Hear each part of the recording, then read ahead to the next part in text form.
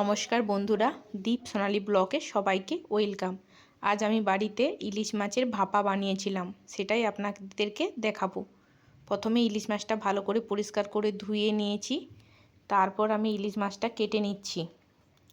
আমার কড়াইটা গরম হয়ে গেছে, তেল দিয়ে আমি একে একে সব ইলিশ মাছ দিয়ে দেব। বন্ধুরা, কেউ মধ্যিখানে স্কিপ করবে না, তাহলে পুরো ভিডিওটা বুঝতে পারবে না। আমি ইলিশ মাছটা দিয়ে দিচ্ছি ভাজার জন্য। আমি 10 মিনিট পর এসে আবার ইলিশ মাছটাকে লউটি দেব। দুই সাইড খুব সুন্দর করে আস্তে আস্তে আমি ভেজে নেব।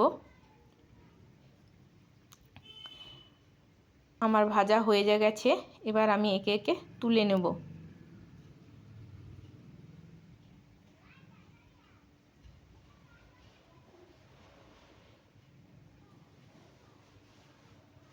আমি সবগুলো এইভাবেই তুলে নিচ্ছি। আবার দ্বিতীয়বার মাছগুলো দিয়ে দিয়েছি, সেগুলোও ভাজা হয়ে গেছে, তাকেও আমি আস্তে আস্তে সব তুলে নেব। দেখুন বন্ধুরা, আমার সব ভাজা রেডি, আমি থালায় করে রেখে দিয়েছি। এইবার মাছের তেলটাকে একটি আলাদা বাটিয়ে করে রেখে দেবো, ওটাই আমার কাজে লাগবে। এবার আমি নিয়ে নিচ্ছি পেঁয়াজ বাটা, লবণ, আদা বাটা, জিরা, সরিষা বাটা, লঙ্কা, টমেটো আর হলুদ। এইবার দিয়ে এগুলোকে দিয়ে একটা বেটার তৈরি করব। আর নিয়ে নিচ্ছি সেই তেল আর মশলা ধোয়ার জল, আর মাছ ভাজা তো আছেই। এবার ব্যাটারটা তৈরি করব। প্রথমে পেঁয়াজ বাটাটা নিয়ে নিয়েছি, তার ওপরে আমি এবার নেব আদা বাটা, তারপর নেব টমেটো, তারপর জিরা বাটা, এবার সরষা বাটা, লঙ্কা গুঁড়ো, হলুদ, আর শেষে স্বাদ মতো আমি লবণ দেব। যার যতটা প্রয়োজন সে ততটাই লবণ নেবে। এবার ব্যাটারটা আমি তৈরি করব, ভালো করে মিক্সড করব, যেন মশলাগুলো ভালোভাবে মাখা হয়। আমার মশলাটা আমি ভালো করে মাখাচ্ছি, আপনারাও এইভাবে ভালো করে মাখাবেন। তারপর শেষে দেবো সেই ভেজে রাখা তেলটা। এবার তেলটা আমি ভালোভাবে নিয়ে নিচ্ছি, নিয়ে এবার তেলটার সঙ্গে মশলাটা ভালো করে মাখিয়ে নেব, যাতে তেলটা পুরো মশলার সাথে মিশে যায়। দেখুন বন্ধুরা, আমি কি সুন্দর করে মাখাচ্ছি। আপনারাও এইভাবে যখন বানাবে ভালো করে মিক্সড করবে।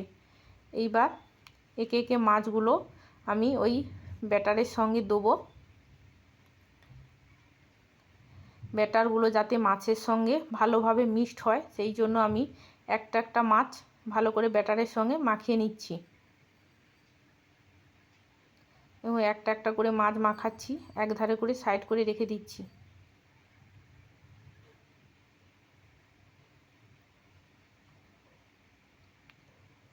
এইভাবে আপনারাও প্রত্যেকটা মাছে এইভাবে ব্যাটারটা মাখিয়ে নেবেন।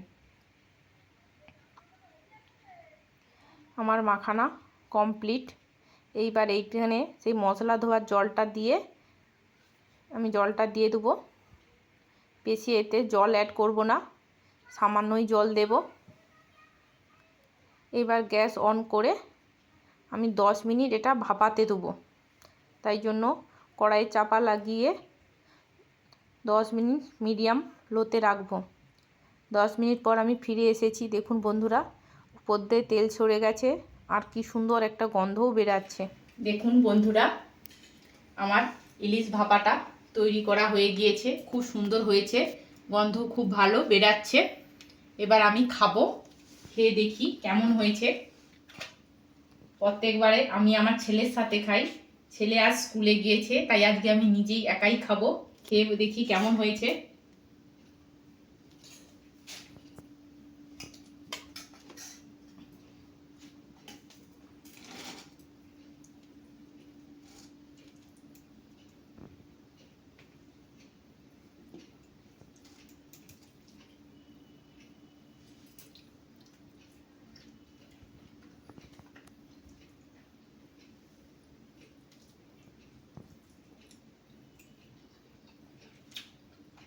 বন্ধুরা, সত্যি কথা বলতে খুব ভালোই হয়েছে।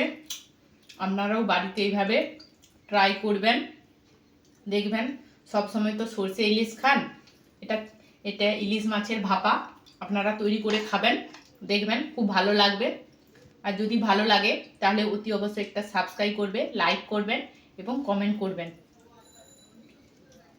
আর এই পর্যন্ত।